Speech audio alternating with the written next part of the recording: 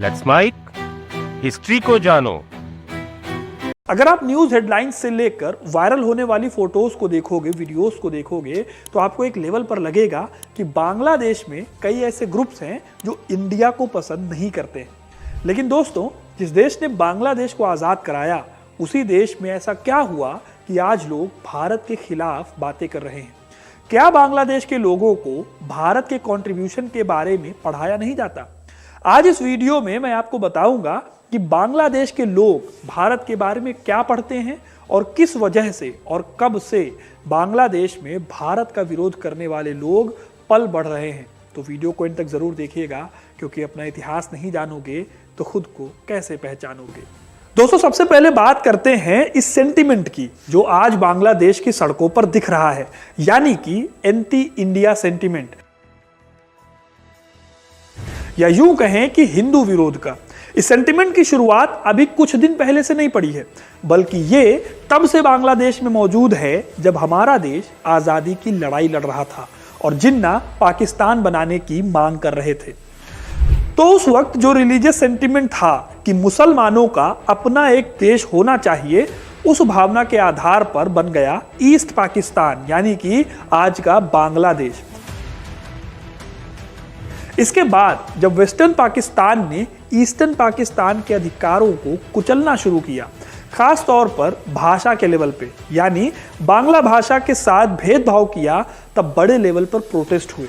वैसे एक interesting fact आपको बताऊं तो उस वक्त भी, यानी 1970 में भी सिर्फ 18% लोग थे जो बांग्लादेश की आज़ादी चाहते थे पाकिस्तान से। लेकिन जब टिक्का खान ने कत्लेआम किया, कसाईयों की तरह लोगों का मर्डर किया, तब बांग्लादेश को लगा कि आज़ादी बहुत ज़रूरी है।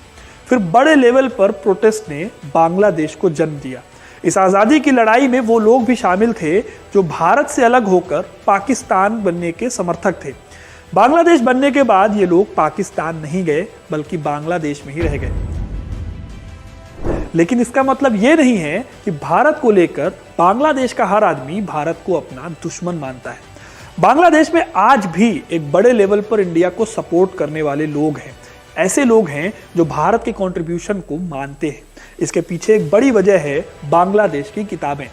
दरअसल बांग्लादेश और पाकिस्तान की किताबों में सबसे बड़ा अंतर है कि पाकिस्तान में जहां साहित्य की तरह इतिहास को लिख दिया गया, जिसमें आपको सिर्फ इंडिया के बारे में नफरत मिलेगी, वहीं दूसरी तरफ बांग्लादेश में ऐसा नहीं था। बांग्लादेश की किताबों में आज भी इंडिया के बारे में नेगेटिव चीजें नहीं पढ़ाई जाती। आपको बांग्लादेश की स्कूली किताबों में 1971 की जंग के बारे में लिखा हुआ मिल जाएगा। हाल ही में ललन टॉप ने बांग्लादेश के क्लास 9th की book Bangladesh and global studies से कई बातें सामने रखी। जब मैंने इस किताब को देखा तो ये बिल्कुल भी सरप्राइजिंग नहीं था कि इस किताब में कई जगहों पर इंडिया और बांग्लादेश के बीच के रिलेशन को और 1970 के दौरान जो हो रहा था उसे बहुत सही कॉन्टेक्स्ट के साथ दिखाया गया था। जैसे कि पहले ही चैप्टर में अगर आप देखोगे तो 1965 के इंडो पाक वॉर की बात बताई है, जब पाकिस्तान ने ईस्ट पाकिस्तान यानी कि बांग्लादेश को अनप्रोटेक्टेड छोड़ दिया था।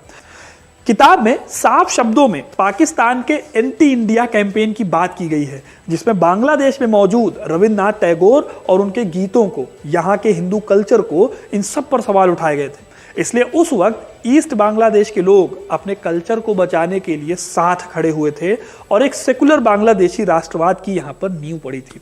ठीक ऐसे ही चैप्टर 2 में बताया गया है कि कैसे इंडिया ने न सिर्फ बेघर हुए लोगों को शरण देकर उन्हें कपड़े, खाना और दवाइयाँ देकर बांग्लादेश की मदद की थी, बल्कि भारत ने पाकिस्तान के नरसंहार, महिलाओं के साथ होने वाले अत्याचार और ऑपरेशन सर्चलाइट के सच को दुनिया के सामने रखा था। इन सब बातों के बताने के साथ साथ ही इस चैप्टर में बताया गया है कि मुक्ति वाहिनी सेना और इंडियन आर्मी ने मिलकर बांग्लादेश की आज़ादी की लड़ाई लड़ी थी। अब दोस्तों, जाहिर है कि इंडिया की इस मदद को अगर आप इस लेवल पर अपने स्कूल में पढ़ा रहे हैं तो ये सचमुच काफ़ी बड़ी बात होगी। इसलिए मैं कह रहा था कि पाकिस्तान की तरह बांग्लादेश ने अपने इतिहास में बेईमानी नहीं की है ये सब बातें बताने में। क्लास 7 के हिस्ट्री बुक में बताया गया है कि भारत ने बांग्लादेश की मुक्ति वाहिनी को हथियार दिए। करीब 4000 भारतीय सैनिकों ने अपनी जान दी। इस तरह भारत ने बांग्लादेश की आज़ादी में एक महत्वपूर्ण रोल निभाया। अब अगर देखें दोस्तों तो बांग्लादेश के इतिहास में तो भारत को अच्छी खासी जगह मिली हुई है। यही नहीं, बांग्लादेश में एक जगह पड़ती है नोआखली, यहाँ पर गांधी जी गए थे जब 1947 में हिंसा हुई थी तब। आज भी यहाँ के लोग गांधी जी के कंट्रीब्यूशन को याद करते हैं। लेकिन दोस्तों, इतना सब देखने के बाद सवाल आता है कि जब किताब में सब अच्छा अच्छा लिखा हुआ है, लोग अभी भी भारत के कंट्रीब्यूशन को याद करते हैं, वहाँ पर भारत और बांग्लादेश के अच्छे रिश्तों की बात की गई है, तो आखिर ऐसा क्या है कि आज बांग्लादेश में कुछ ग्रुप्स एंटी इंडिया भी हैं। इसे समझने के लिए आपको यह समझना होगा कि जब भारत और पाकिस्तान का बंटवारा हुआ था तब बांग्लादेश पाकिस्तान का ही हिस्सा था, ईस्ट पाकिस्तान था, और ये धर्म के आधार पर पाकिस्तान के साथ शामिल हुआ था। एक मुस्लिम राष्ट्र के सिद्धांत के रूप में 1947 में बांग्लादेश की पहचान भी थी, जो कि पाकिस्तान से जुड़ी हुई थी। जब 1971 में बांग्लादेश अस्तित्व में आया तब ये सेंटिमेंट, यानी मुस्लिम राष्ट्र का सेंटिमेंट, खत्म नहीं हुआ था कई लोगों के मन से। इसका एक एग्जाम्पल ये भी है कि 1970 से पहले बांग्लादेश या फिर ईस्ट पाकिस्तान में रविंद्रनाथ टैगोर के गानों को एंटी नेशनल समझा जाता था। इसके बारे में मैंने अभी थोड़ी देर पहले आपको बताया था कि भारत पाकिस्तान की 65 की जंग में टैगोर के गीतों को एंटी पाकिस्तान बताया जाता था, और 1971 में टिक्का खान ने तो उनके गीतों पर बैन ही लगा दिया था। लेकिन फिर जब बांग्लादेश का गठन हुआ तब लोगों ने उनके इन गीतों को छोड़ा नहीं, अपने साथ बनाए रखा। अब दोस्तों, इसका यह मतलब नहीं है कि बांग्लादेश में उस वक्त एंटी इंडिया सेंटीमेंट बिल्कुल बंद हो गए या खत्म हो गए। जो लोग इस्लाम के नाम पर पाकिस्तान से जुड़े थे और बाद में पाकिस्तान का हिस्सा नहीं बने, वो लोग भी ऐसा सेंटीमेंट अपने दिमाग में रख के चल रहे थे। बांग्लादेश में कट्टर इस्लामिक ग्रुप है हिफाजत इस्लामी। यह ग्रुप भारत विरोधी अभियान चलाता है बांग्लादेश में। इसी ग्रुप के दबाव में आकर बांग्लादेश ने 2017 में रविन्द्रनाथ टैगोर और कई दूसरे इंडियंस की 16 कविताओं और कहानियों को बैन कर दिया, क्योंकि कहा गया कि ये कविताएं इस्लाम को ठेस पहुंचाती। इस तरह से अगर आप देखोगे तो पता चलेगा कि बांग्लादेश में भारत को लेकर एक विरोध जो है वो धर्म को लेकर भी है। अब दोस्तों, ये अलग बात है कि मुजीबुर रहमान ने एक सेकुलर देश बनाने की कोशिश की थी, लेकिन वो बन नहीं सका। जब मुजीबुर रहमान की हत्या करके 1975 में बांग्लादेश में तख्ता पलट किया गया, तब बांग्लादेश में बड़े पैमाने पर एक कट्टरता फैली। हालांकि फिर भी आपको आज भी बांग्लादेश में इंडिया को सपोर्ट करने वाले काफी लोग मिल जाएंगे, जो कि आज भी बांग्लादेश की सड़कों पर प्रोटेस्ट कर रहे हैं। लेकिन दोस्तों, आज के टाइम पर बांग्लादेश में जो ताकत हावी है वो शेख हसीना के प्रो इंडिया एजेंडा से मेल नहीं खाती। अब यह तय बात है कि जब तक ये सेंटीमेंट के लोग देश में हैं तब तक ये उठापटक चलती रहेगी, और भारत के रिश्ते ऐसे ही बांग्लादेश के साथ कभी बहुत अच्छे हो जाएंगे तो कभी बहुत ज़्यादा चैलेंजिंग हो जाएंगे। तो दोस्तों, ये थी कहानी कि बांग्लादेश में एंटी इंडिया सेंटीमेंट क्या है और बांग्लादेश की किताबों में हमारे देश के बारे में कैसी बातें लिखी हुई हैं। आपको ये वीडियो कैसा लगा हमें कमेंट करके ज़रूर बताइएगा। वीडियो को लाइक और शेयर करना ना भूलें, और ऐसी इंटरेस्टिंग कहानियों के लिए, इतिहास से जुड़े रहने के लिए हिस्ट्री कनेक्ट को सब्सक्राइब जरूर करें। धन्यवाद। आप सुन रहे थे let's mind more than radio. Follow कीजिए हमें हमारे सोशल मीडिया प्लेटफॉर्म्स पर। It's time for news. It's time for more than radio. Presenting the first radio news app, Let's Mic.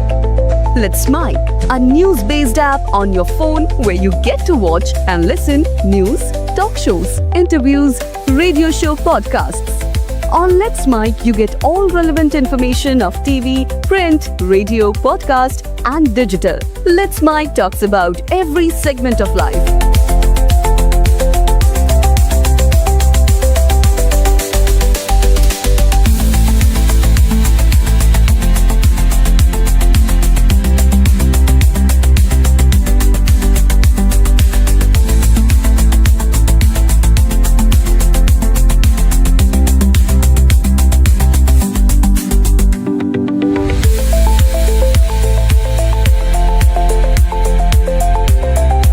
Download the app now from Play Store. Available both on Android and iOS mobile phones. Follow us on YouTube, Instagram, Twitter, LinkedIn, Facebook, Telegram, WhatsApp, Snapchat. Let's talk, let's connect, and let's mic.